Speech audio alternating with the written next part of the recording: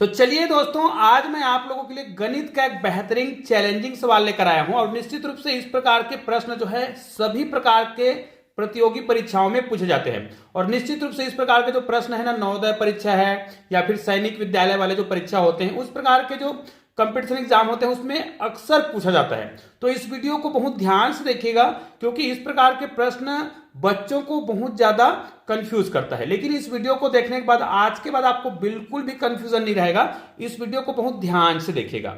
अब देखिए इस प्रश्न में क्या पूछा गया है, आप ध्यान से देखेंगे तो आपको समझ आएगा कि इस प्रश्न में देखिए जो संख्या दिया गया है, जैसे यहां पर 440 दिया है, 440 का आपको 50% पूछा गया है और यहां पर देखिए 50 का 440% पूछ दिया गया है।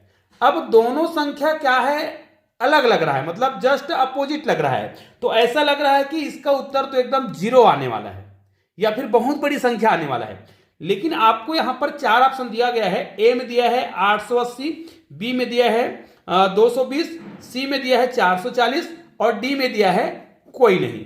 आप लोग इस वीडियो को यहीं रोक दीजिएगा और कमेंट करके बताइएगा कि इन चारों ऑप्शन में आपको कौन सा ऑप्शन सही लग रहा है। और निश्चित रूप से अगर आप चैनल में नए हैं तो चैनल को सब्सक्राइब करके बेल आइकन को प्रेस कर दीजिएगा और ऑल को टच कर दीजिएगा और इस वीडियो को अधिक से अधिक शेयर भी करिएगा।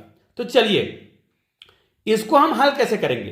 तो इसको हल करने का बहुत ही सिंपल सा तरीका है। और यदि आप प्रतियोगी परीक्षा की तैयारी कर रहे हैं और इस वीडियो को देख रहे हैं, तो अगर सेम इस प्रकार का प्रश्न दे दे, मतलब कोई भी संख्या दिया है उसका 50% निकालने के लिए कहा जाए और यहां पर उसी 50 का ये जो संख्या दिया है उतना प्रतिशत निकालने के लिए कहा जाए। याद रखिएगा, अगर 50% की बात हो तभी इस ट्रिक का प्रयोग करेंगे और यहां पर अगर प्रतिशत अलग अलग दिया है तो आपको हल वैसे ही करना है जैसे मैं यहां पर तरीका बताने वाला हूं। जैसे हमें दिया गया है 440 का मतलब क्या होता है, गुना, और यहां पर लिखा है 50% और प्रतिशत का मतलब क्या होता है, बटे में 100, और यहां पर हम प्लस लिखेंगे। ठीक है, यहां पर देखिए 50 का लिखा हुआ है तो 50 का मतलब यहां पर फिर से गुना करेंगे और यहां पर 440% लिखा है तो 440 बटे मतलब 100। तो देखिए ऐसा करने से दोनों ही प्रश्नों को जब हमने हल किया तो दोनों बिल्कुल सेम सेम हो गया है। अगर इसको हम एक स्टेप और आगे हल करें तो इसको हम क्या लिखेंगे, 440 गुणित 50 करेंगे, बटे में 100 लिखेंगे, दोनों का मतलब सेम ही है ना। प्लस यहां पर क्या करेंगे, 50 गुणित 440 बटे में 100, मतलब दोनों बिल्कुल सेम है। अगर प्रतिशत ऐसा ही दिया हो तो बिल्कुल दोनों सेम है। अब इसको हम क्या करेंगे, यहां पर हम हल कर देंगे। ठीक है, जीरो कटा देंगे, यहां से भी जीरो कट जाएगा, यहां से भी जीरो कट जाएगा। ये देखिए अब आपके पास क्या बच गया।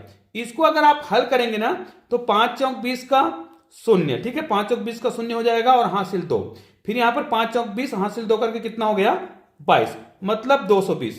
प्लस यहां पर भी हल करेंगे क्योंकि गुना को पहले हल किया जाता है, तो यहां पर भी 5 चौक 20 है ना, तो इस प्रकार आपको कितना आएगा, 220 ही आएगा। और इन दोनों को यदि हम जोड़ते हैं तो हमारा उत्तर जो है कितना आएगा, 440 ही आएगा।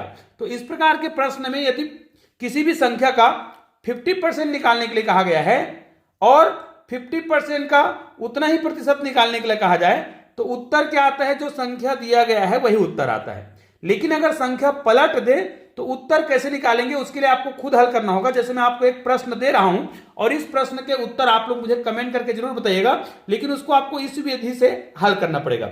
जैसे हमें यहां पर कोई संख्या दे दिया है 330 का, अब यहां पर भाई हमें 330 का 30% दिया है, मान लीजिए 330 का 30% प्लस यहां पर 30 का 330% कितना होगा, यह आपको कमेंट करके बताना है। अब इस प्रश्न को बहुत ध्यान से हल करना है क्योंकि यहां पर 50% वाली बात नहीं हो रही।